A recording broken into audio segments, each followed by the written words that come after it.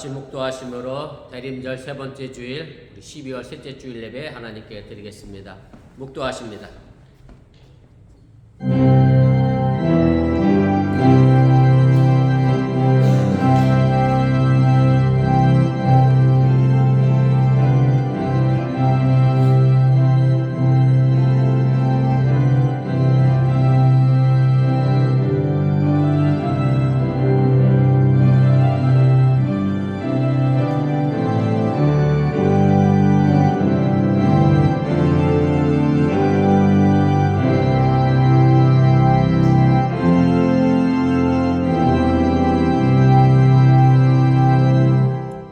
시온의 의가 빛같이 예루살렘의 구원이 횃불같이 나타나도록 시온을 위하여 잠잠하지 아니하며 예루살렘을 위하여 쉬지 아니할 것이라. 아멘. 전능하신 아버지 하나님, 거룩한 주일을 맞이하여 주님 앞에 나와 예배합니다. 이 예배가 하나님의 구원의 횃불이 빛나는 예배가 되게 하여 주시고 내 삶에 하나님의 은총이 덧입혀지는 귀한 시간 되도록 인도하여 주시면서 아직까지 발걸음을 옮기지 못한 이들이 있사오니 저들의 발걸음을 재촉하여 주시고 또 여러가지 바쁘고 분주한 일정으로 인하여 함께하지 못한 이들이 있사오니 주여 저들이 어느 곳에 있든지 간에 이 거룩한 자들 또한 잃어버리지 않게 하여 주시옵소서. 이제 예배를 시작합니다. 이 제단에 사탄마귀 곳에 틈타지 않게 하시고 주님께서만 홀로 영광 받아 주시옵소서. 예수님의 이름으로 기도드렸사옵나이다. 아멘.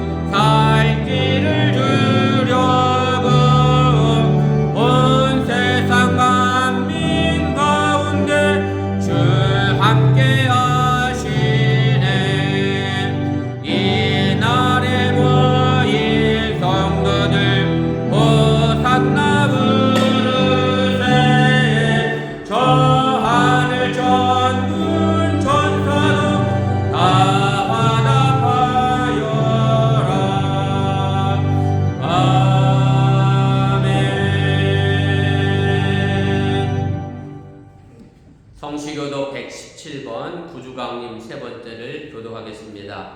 광야 메마른 땅이 기뻐하며 사막이 백합화같이 피워 즐거워하며 우선하게 피어 기쁜 노래로 즐거워하며 레바논의 영광과 갈멜과 샤론의 아름다움을 얻을 것이다. 그것들이 여호와의 영광 곧 우리 하나님의 아름다움을 보리로다.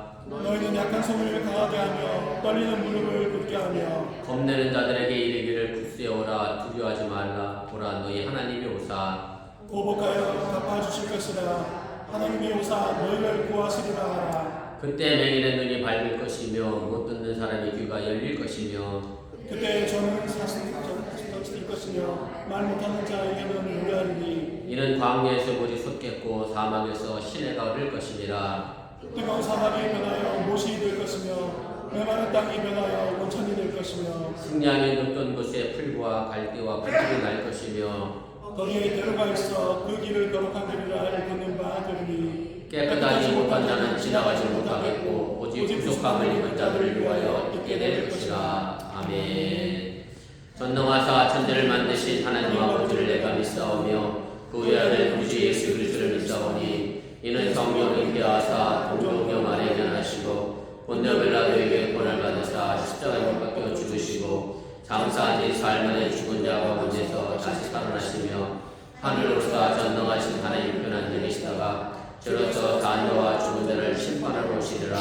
성령을 믿사오며 거룩한 교회와 성도가 설교통하는 것과 죄를 다하여 주는 것과 몸이 다시는 것과 영원히 사는 것을 믿사옵나이다. 아멘.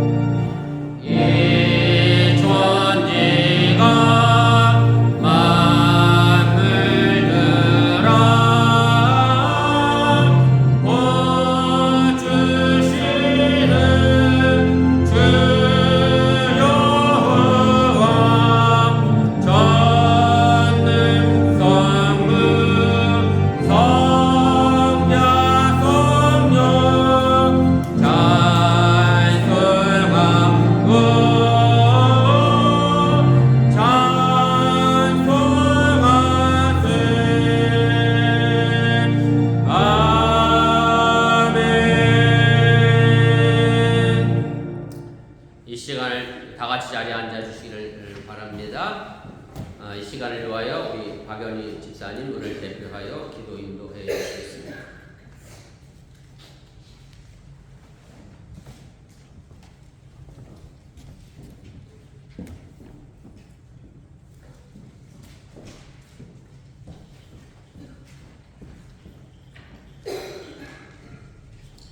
주님 감사합니다. 주일을 맞아 주님의 교회도 불러주시고 주님께 찬양과 경배 드릴 수 있게 허락하시고 불러주신 것을 진심으로 감사드립니다. 지난 한 주도 주님 은혜로 살았음을 고백합니다. 이제 우리도 2주 만에 남기고 가루가 되었습니다. 흐르는 시간 속에서 하나님 도우심을 기억하며 감사하는 저희가 되기를 원합니다. 저희가 먹든지 마시든지 주의 영광을 위해 하기를 원합니다. 작은 일에도 하나님께 감사하며 항상 하나님 나라를 살아가게 하옵소서. 이제 남은 날이라도 알차게 보내게 하소서. 연말을 보내면서 세상이 흘러가는 대로 가지 않고 진정으로 하나님께서 원하시는 삶을 살게 하소서. 가장 아름답고 귀한 것을 소중히 여기게 하옵소서. 시간을 헛되게 사용하지 않고 가장 가치 있는 일에 사용하기를 원합니다. 올해도 열심히 살았습니다. 하지만 뜻대로 일이 풀리지 않아 어려움을 겪는 이들이 많습니다. 주여 저희가 늘 주님 안에서 가장 값진 것을 행하게 하소서. 가난한 자들 돕고 외로운 자들에게 손을 내밀게 하소서. 우리가 양심을 따라 살고 욕심을 따라 살지 않게 하소서. 모든 예배를 준비해서 많이 속기 위해 주님이 축복하여 주시옵고 시험에 들어가지 말아 주십시오. 사모님의 건강을 지켜주시옵고 목사님과 항상 같이 하심을 믿습니다. 이 모든 말씀 우리 주 예수 그리스도 이름으로 기도드립니다.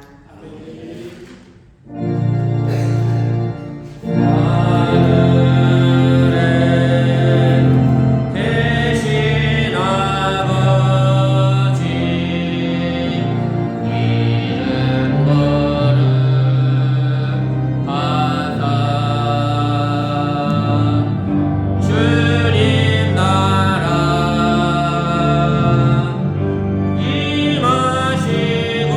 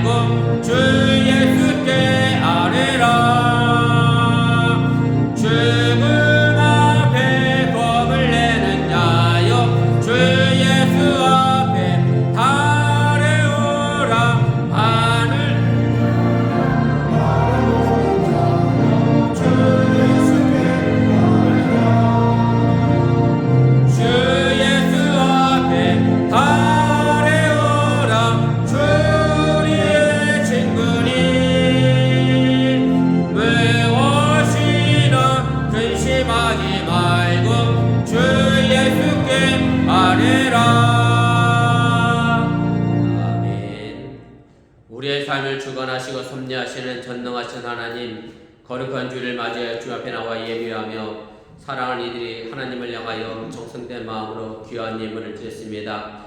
이 물질이 억지로나 인색함으로 드리는 물질이 아니라 하나님의 사랑하심을 기억하며 언제나 감사하는 예물이 되게 하여 주시고, 또한 이 예물을 통하여 저들 삶의 터전 속에 하나님께서 많은 것으로 좋은 것으로 갚아주시고 채워주시면서 11조를 드렸습니다. 하나님이 약속하신 것처럼 저대 창고가 저도 넘쳐나게 도와주시고 감사의 예물을 드렸사오니 사망 음침한 골짜기로 걸어갈지라도 감사할 수 있는 성숙함도 도와여 주시오나며 저들을 통하여 푸른 초장과 쉴만한 물가로 또한 인도하여 주시면서 주일 헌금을 드렸습니다. 손길 닿는 곳에 발걸음 머무는 곳에 그리스도의 향기가 나타나게 도와주시고 우리 어머니의 성도들의 삶의 모습을 통하여 이 땅이 더욱 밝아져 나가며 하나님의 날 땅이 완성해 나가도록 동행하여 주시면서 그 2주간에 걸쳐 이곳 한인사회에 여러 가지 뒤숭숭한 일들이 많이 있었습니다. 우리 사랑하는 어머니의 성도들 하나님께서 정말로 눈동자같이 지켜주시오나며 저의 운전대를 하나님께 신이 붙들어 주셔서 오고 가는 출퇴근길이 편안하고 안전한 길 되게 도와주시고 하나님의 천국의 역사를 만들어가도록 동행하시고 인도하여 주시면서 특별히 오늘도 애쓰고 수고하시는 우리 주일학교 선생님들과 유수 선생님들을 기억하여 주시고 저들의 애쓰고 수고함이 우리 살아난 자녀를 바르게 양육해 나가며 승리해 나가는 귀한 믿음의 밑거름이 되게 하도록 인도하여 주시고 이제 또한 겨울방학을 앞에 두고 또 대학에 진학했다가 돌아오는 자녀들이 있사오니 하나님 그 자녀들 모처럼 평안하게 함께 가족과 함께 지내게 하여 주시고 또한 믿음의 신앙 잃어버리지 아니하는 믿음도 더하여 주시옵소서. 오늘 시간에 부족한 용도 말씀을 전하려고 단에 섰사오니 주의 십자가에 부족한 종의 모습은 감춰주시고 오늘 아이노스 찬양들을 통하여 하나님의 은혜를 더 있는 믿음의 시간 되도록 또한 인도하여 주시옵소서. 이 모든 말씀 예수님의 이름으로 축복하며 기도드렸사옵나이다. 아멘. 감사합니다. 자리에 앉아주시기를 바랍니다. 우리 교회 소식 전합니다. 앞에 화면과 주고 보시고 착오하시기를 바랍니다. 주의 성도 신앙의 기본인 것 기억하시고 어느 곳에 계신지 간의 주의를 거룩하게 잘 지키시기를 바랍니다. 방금 드렸던 것처럼 예배 마치고 바로 당회 구역회 하겠습니다. 그래서 축도 후에 축복성은 생략하도록 하겠습니다. 그리고 당회는 우리 교회의 최고 어떻게 보면 의결 기관입니다. 만 18세 이상 입교인이면 다 당회원이라는 거 기억하시고 만 18세 이상 아닌 사람들만 자리에 안 앉아 계시면 됩니다. 아무튼 만 18세 이상 입교인이 당회원이고요. 그 다음에 구역회는 일종의 일부에 간부회라네. 네, 간부회입니다. 임원회입니다.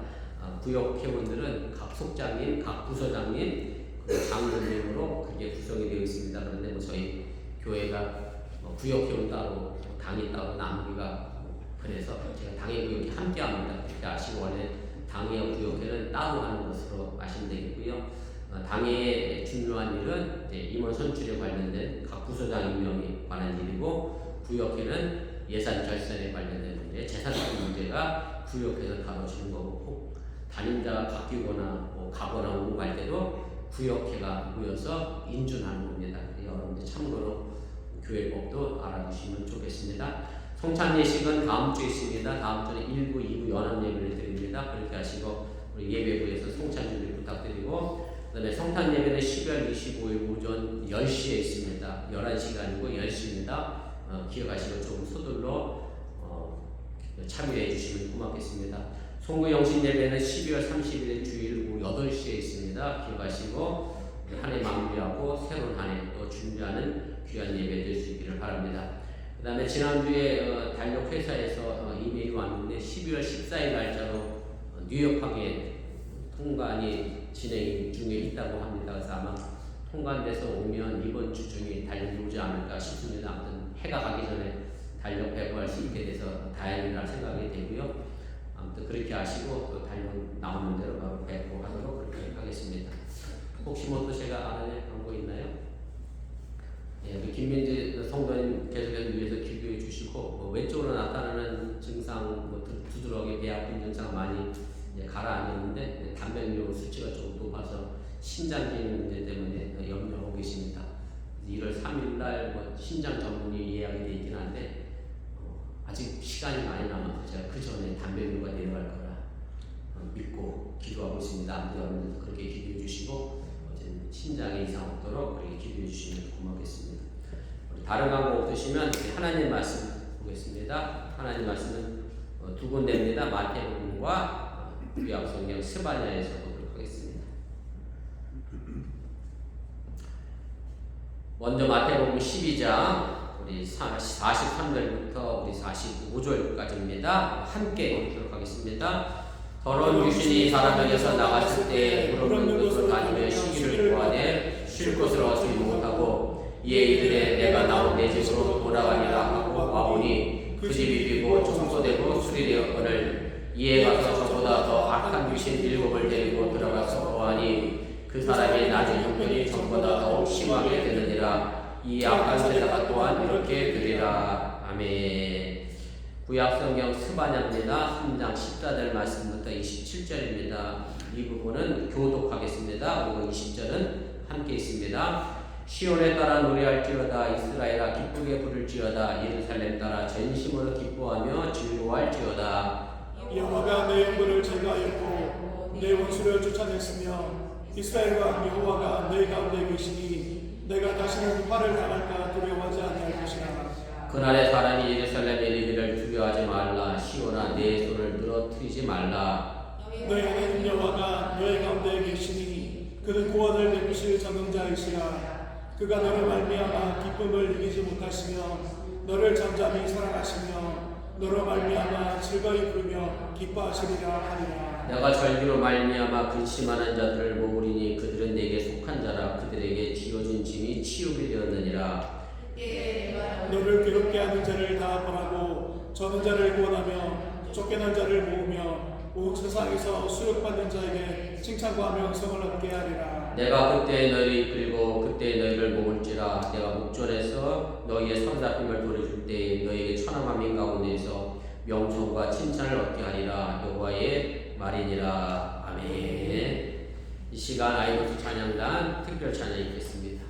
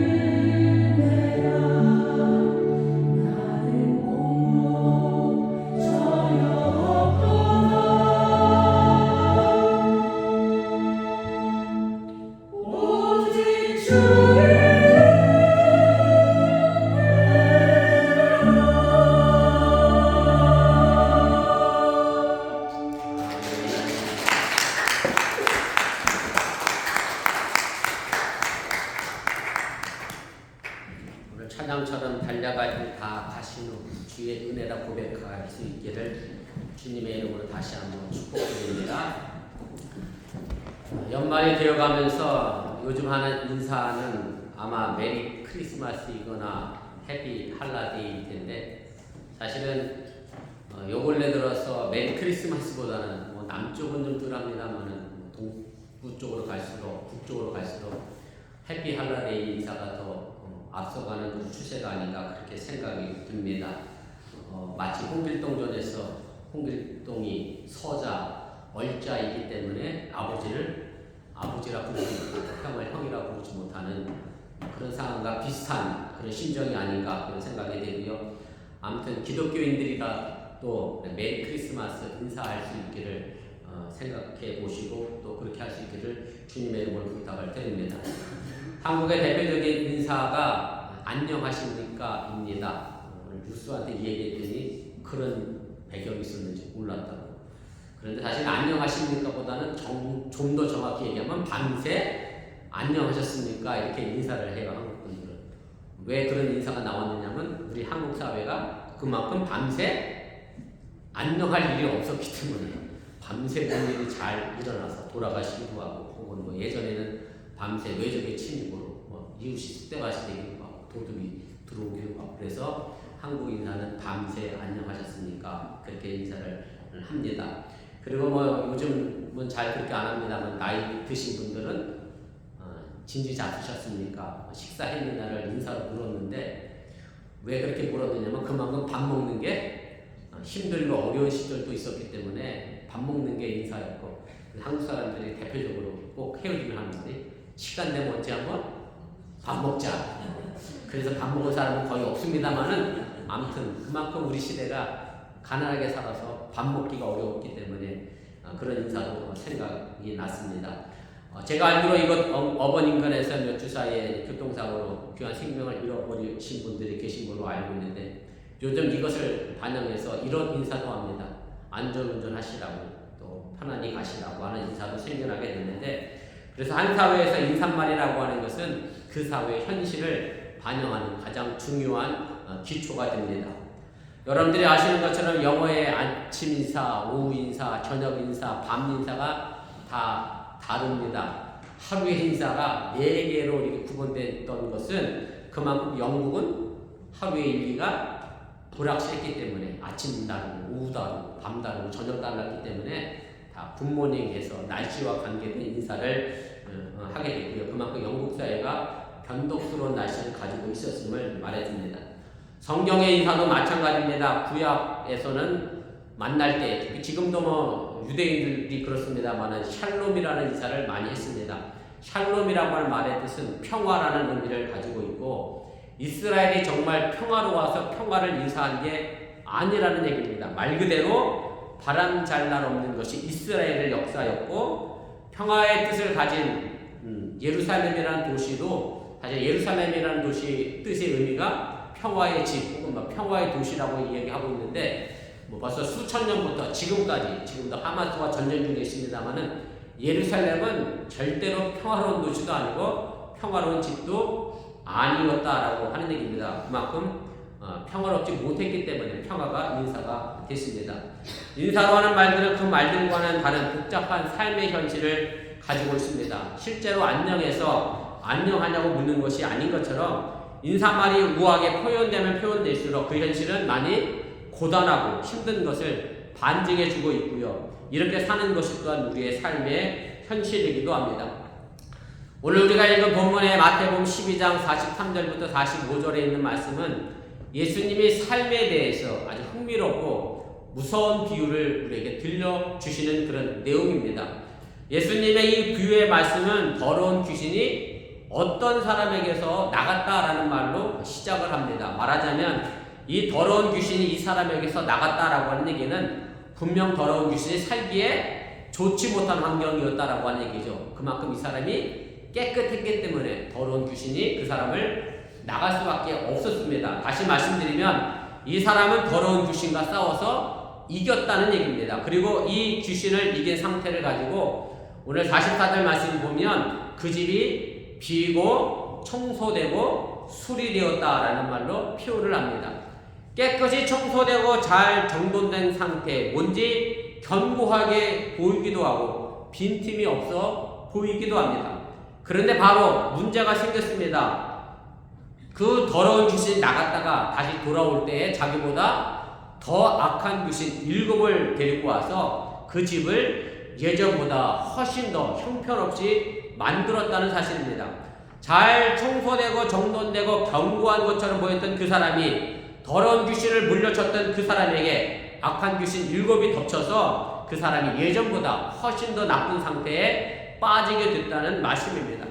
바로 이것이 우리가 살아가는 세대의 모습이라고 예수님은 친히 말씀하셨고, 이 악한 세대가 또한 이러하니라 라고 말씀하시면서 지금 살아가는 우리의 시대의 모습이 마치 더러운 악한 귀신 7이 덮여 씌워진 그런 사회의 모습처럼 우리가 그 속에서 살아가고 있음을 이야기하게 됩니다. 우리나라는 한국전쟁 이후 가난에서 벗어나고자 많은 노력을 했습니다. 그 결과 가난의 싸움에서는 이겼습니다마는 우리 사회는 지금 황금만능주의라고 하는 물질주의의 커다란 귀신 앞에 놓여 있는 것이 사실입니다. 제가 어저께 온유속회 가서 그런 얘기를 했습니다만, 저는 우리 보집사님이 계시는구나, 두 부류의 사람을 걱정 안 합니다. 하나는 재벌 걱정 안 합니다. 삼성, 현대 절대 안 망합니다. 거의 걱정 안 하셔도 됩니다. 기아도 걱정 안 해도 돼요. 또 하나 걱정 안 하는 부류가 연예인입니다. 전 연예인 걱정 안 합니다. 남궁민 씨가 드라마 한 편 촬영하는데 2억씩 받는데 걱정하지 마. 그 사람은 잘 살아. 그랬더니 임명원 지사님 하는 얘기가, 걱정은 누구를 해야 돼? 나 걱정하면 돼. 물론 연예인이 다 그런 건 아니지만 일부 연예인은 단역하는 분들은 참 어렵고 힘들게 사는 것은 사실입니다만, 아무튼 우리 사회가 그렇게 물질주의 속에 빠져 들어가다 보니까 물질을 앞세우는 그런 시대가 됐고, 누구나 대학에 갈 수 있는 경제적 여유는 생겼는데 물질을 앞세우는 세상이 되다 보니까, 그리고 학벌과 학력을 따지는 세상이 되다 보니까 어찌 보면 가난보다 더 치료하기 어려운 질병처럼 물질주의와 학벌주의와 학력주의가 우리를 막고 있는 것도 사실입니다. 신앙도 마찬가지입니다. 이만하면 괜찮은 신앙, 영원한 평화와 축복이 보장되는 신앙의 안전지대라는 것은 없습니다. 오히려 더 큰 귀신이 우리를 덮칠 수 있다는 말씀입니다. 오늘 강의를 통해서 집사님이 되시고 권사님이 되시는 분들이 계십니다. 이미 집사가 되고 권사가 되신 분도 계시고 장로가 되고 목사가 되었어도 괜찮은 신앙이 되기보다 오히려 더 큰 시험이라는 귀신을 우리가 만나기가 쉬운 것이 우리 신앙의 현실이라는 말씀입니다. 오늘날 많은 그리스도인들이 경건한 예배를 드리고 만족한 듯한 얼굴로 교회를 빠져나가고 있습니다마는, 불행히도 이 사회는 인간성이 더욱 나빠지고 있습니다. 예수님마저도 마태복음 11장 6절 말씀에 이런 말씀을 하십니다. 누구든지 나로 말미암아 실족하지 아니하는 자는 복이 있도다. 예수님이 말씀하신 나로 말미암아 실족한다라고 하는 말은 다른 말로 하면 예수님 때문에 걸려 넘어진다는 말입니다. 무슨 말씀인가 하면 예수님을 안 믿었으면 넘어질 일도 없다는 말이기도 합니다. 예수님을 안 믿었으면 세상 속에서 아무런 죄책감 없이 아무 감각 없이 살 수 있었는데, 예수님을 믿고 나니 나의 마음에 걸리는 것도 많이 생겨나게 되고, 예수의 말씀을 생각해보면 내가 너무 많이 죄인인 것 같고, 그래서 회개해야 한다라고 하는 말을 듣게 된다는 말씀입니다. 물론 목사인 저 역시 여러분에게 평안과 축복을 많이 드리고 싶고, 누구보다 저는 여러분들이 이 땅에서 아쉬운 소리 안 하고 정말로 부자로 잘 살기를 바라고 있습니다. 갈등과 고민 없이 정말로 마음 편한 생활을 하기를 저도 바라고 있습니다. 그러나 예수님이 말하는 이 평안이라고 하는 것이 우리와 너무 다르기 때문에 거기서부터 우리는 갈등이 생기고 걱정과 근심과 염려가 생겨나게 됩니다. 요한복음 14장 27절에 보면 예수님은 우리에게 이런 말씀을 하십니다. 평안을 너에게 끼치노니 곧 나의 평안을 너에게 주노라. 내가 너에게 주는 것은 세상에 주는 것과 같지 아니하니라. 여기에 바로 우리의 갈등이 있습니다. 세상에 주는 평안과 주님이 주고자 하는 평안 사이에 엄청난 괴리가 있다는 얘기입니다.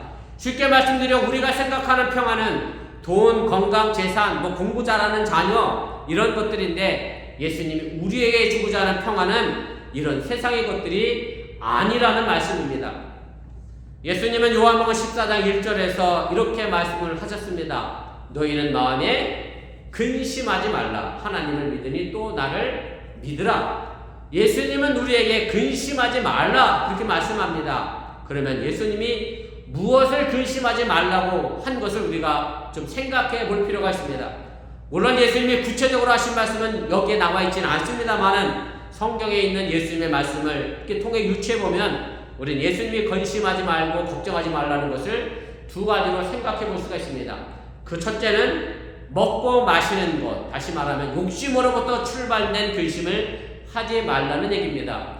예수님도 그랬잖아요. 들에 백합화를 봐라, 공중에 나는 새를 봐라. 하나님이다 먹으시는데 너희들은 안 먹일 거냐? 걱정하지 말아라. 거기에 대하여 욕심을 갖지 말라 말씀을 하셨습니다. 둘째는 하지 말아야 할 근심, 마음의 근심이죠. 다시 말하면 누군가 경쟁하는 경쟁심, 시기심, 죄의식, 열등감 이런 부분에 관하여 쓸데없는 근심을 하지 말라는 의미로 예수님은 근심하지 말라 우리에게 말씀해 주고 계십니다. 사도 바울은 고린도후서 7장 10절에서 이런 말씀을 하면서 우리가 뭘 근심해야 할지를 알려주고 있습니다. 하나님의 뜻에 맞는 슬픔은 회개하여 구원에 이르게 함으로 후회할 것이 없습니다. 그러나 세상의 슬픔은 죽음을 가져옵니다. 새 번역에서 슬픔이라고 번역했습니다만은 개역개정 성경에 보면 이걸 근심으로 되어 있습니다. 표준 새 번역은 영어 단어 sorrow를 그대로 번역해서 슬픔이라고 표현했습니다만은 사도 바울이 말하는 핵심의 근심을 하지 말라는 게 아니라 근심을 하되 질이 다른 근심을 하라고 하는 얘기입니다. 고차원적인 근심을 하라고 하는 얘기죠. 저차원적인 저급한 근심을 하지 말라고 사도 바울은 이야기를 하게 됩니다. 그리고 바울은 하나님의 뜻을 따라하는 근심은 오히려 그것이 우리에게 구원에 이르게 하는 근심이 된다라고 말씀해 주고 있습니다. 다시 말씀드려 진정한 신앙은 바른 근심을 하는 것에 있음을 여러분들이 믿으시기를 바랍니다. 아마 주위에서 이런 말들을 아마 한 번쯤 들어보셨을 것 같습니다. 자녀를 키우는 입장에서 보면 이래요. 나는 걱정 안 해. 내 자녀는 전부 누구에게 맡겼어? 하나님께 맡겼어. 나는 걱정 안 해. 내 건강도 나는 걱정 안 해. 전부 내 건강은 누구에게 맡겼어?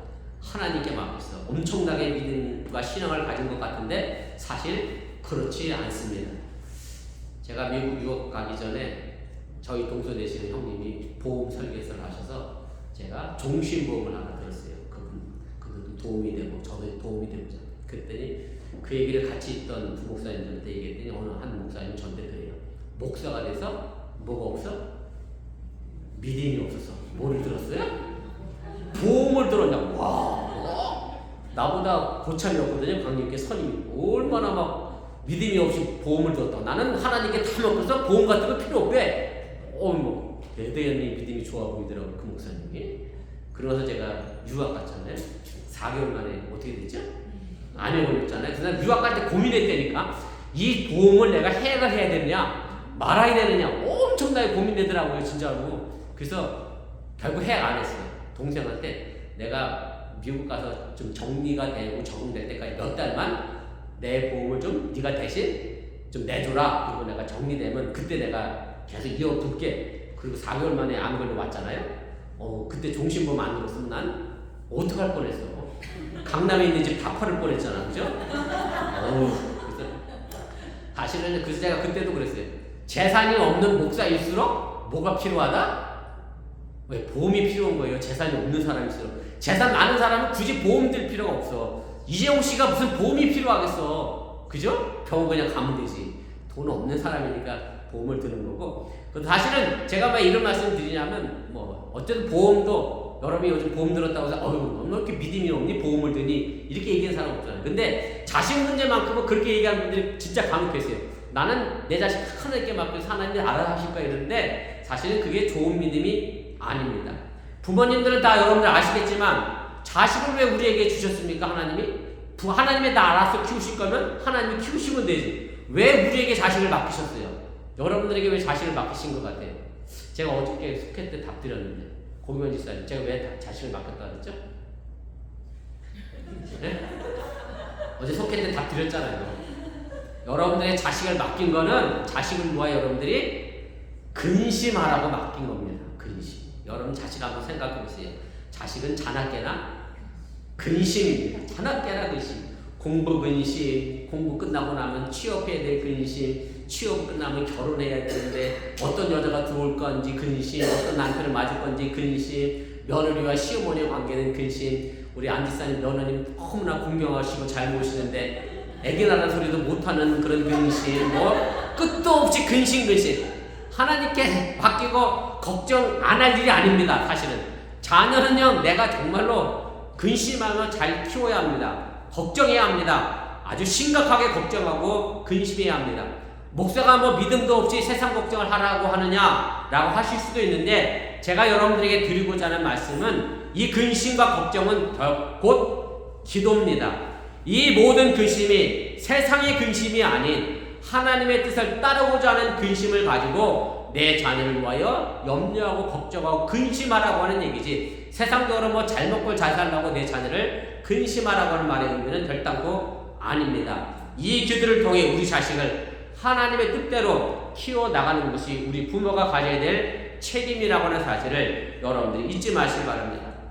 오늘 우리가 함께 읽은 스바냐서의 예언자 스바냐는 이스라엘의 남북으로 갈라지고 나서 북쪽 이스라엘이 완전히 멸망한 다음에 남쪽 유다에서 요시야 왕 때 활동하던 그런 예언자입니다.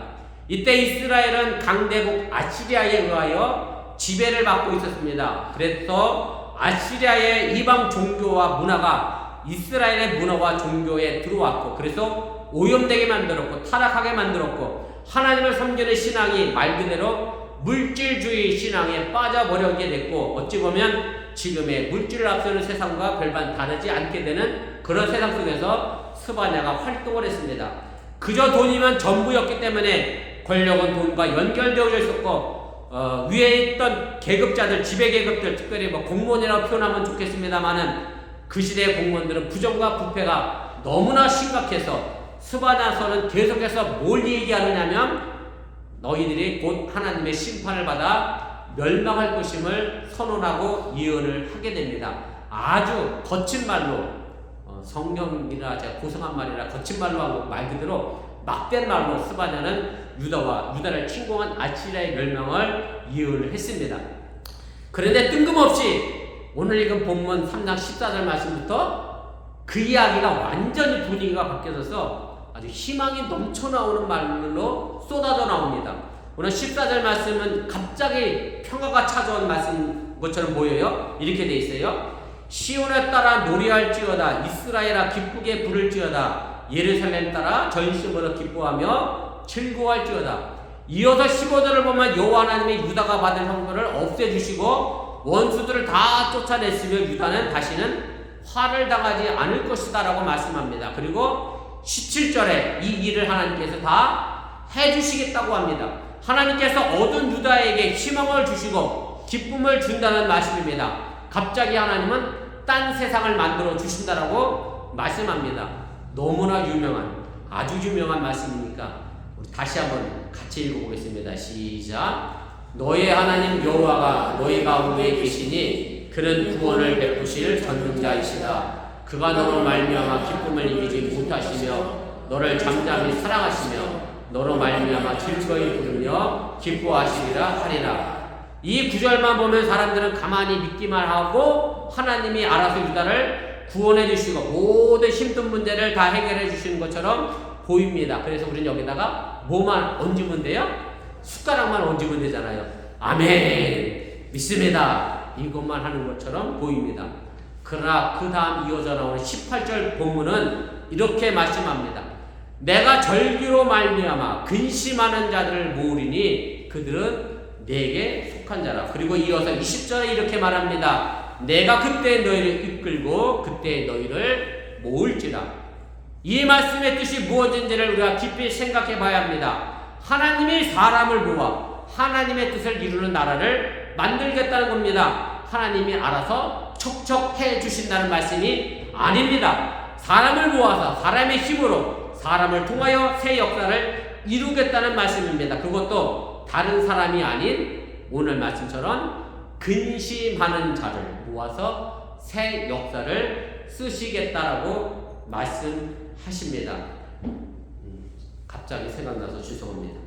원고에 없는 얘기인데 2주 전에 기획위원회를 하는데 어느 분이 그래요. 장로님이 너무 많이 애를 많이 쓰셔서 걱정하고 근심을 하셔서 그래서 제가 그랬어요. 그럼 장로님 일을 어떻게 하면 되겠어요?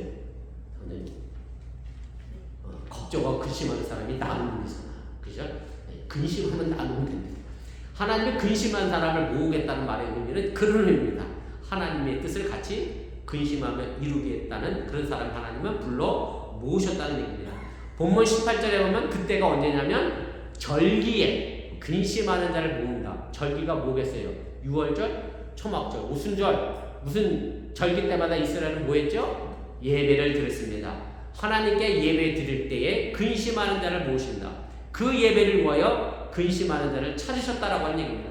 이렇게 본다라고 하면 예배란 다른 것이 아닙니다. 세상이 힘드니까 잊자고 하는 것이 예배가 아닙니다. 예배란 근심하는 사람들의 모임입니다. 세상을 근심하고 그 안에 살고 있는 자신을 진심으로 근심하는 사람들의 모임이 바로 예배입니다.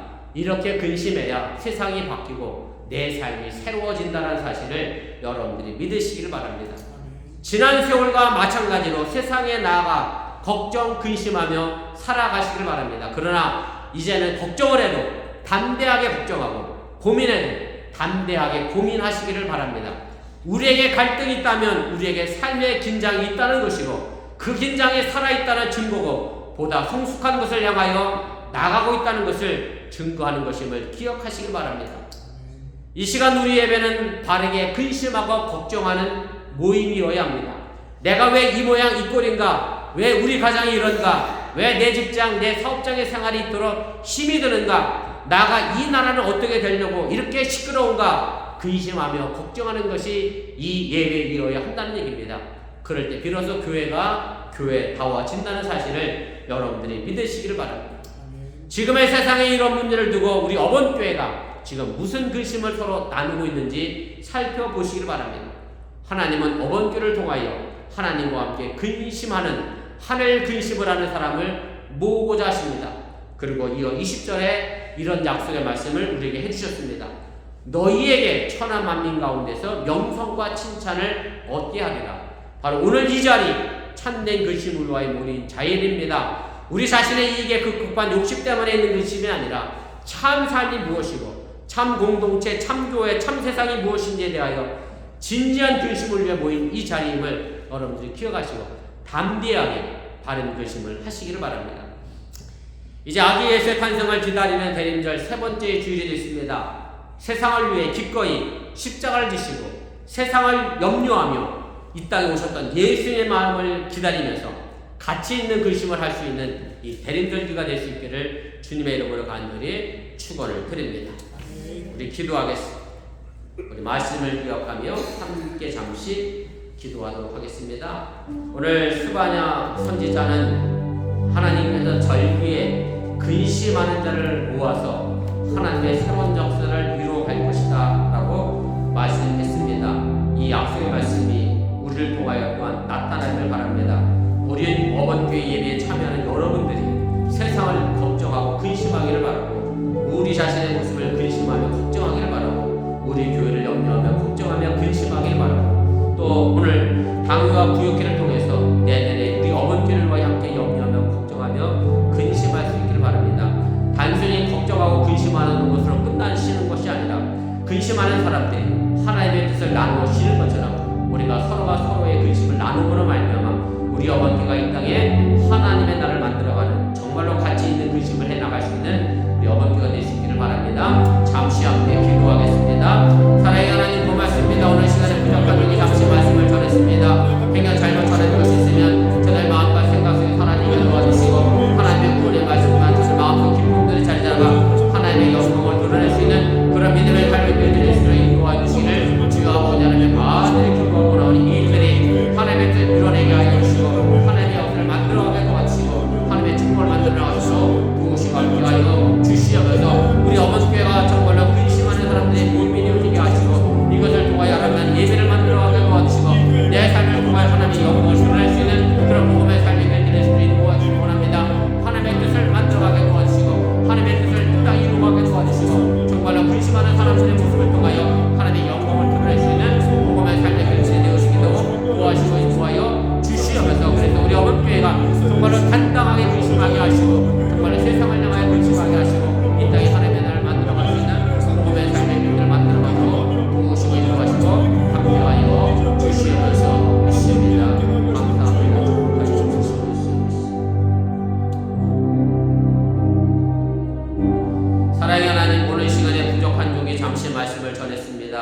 잘못 전한 것이 있으면 저들 마음과 생각 속에 사라지게 도와주시고 하나님의 능력의 말씀만 마음속 깊은 곳에 자리 잡게 하여 주시면서 오늘 수많은 선지자를 통해 하나님은 근심하는 자들을 모으셔서 이 땅을 새롭게 하시겠다 말씀하셨습니다. 우리 어번교회 이 예배가 세상을 걱정하며 근심하며 나 자신의 삶의 모습을 돌아보며 걱정하며 근심하며 하나님을 향하여 한 걸음 더 나아가는 믿음의 성숙함을 더하는 믿음의 역사를 이루게 하시기 원하고 정말로 사도 바울이 얘기했던 것처럼 세상의 걱정과 근심으로 인하여 우리의 생명을 죽여가는 자들이 아니라 하나님 뜻에 맞는 근심을 통하여 이 땅에 구원을 만들어가며 하나님의 역사를 만들어가는 그런 믿음의 삶의 길이 되시도록 인도하여 주시옵소서. 이 모든 말씀 예수님의 이름으로 축복하며 기도드렸사옵나이다. 아멘. 우리 다같이 일어나셔서 369장 찬송하시고 축도로 예배 마치겠습니다. 우리 축도성 하지 마시고 축도한 다음에 반주도 하지 마시고 그 자리에 다시 축도 끝나면 앉아주시면 고맙겠고요. 장로님 축도 끝나면 동영상 좀 꺼주시면 좋겠습니다. 369장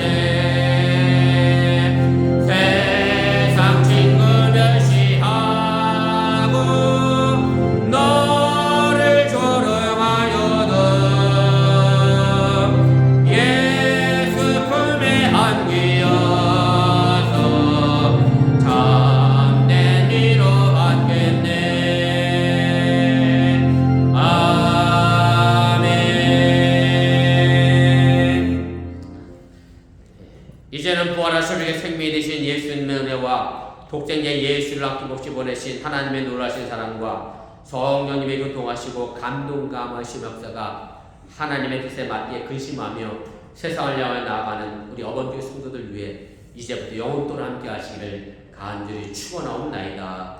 아멘. 감사합니다. 자리에 앉으시면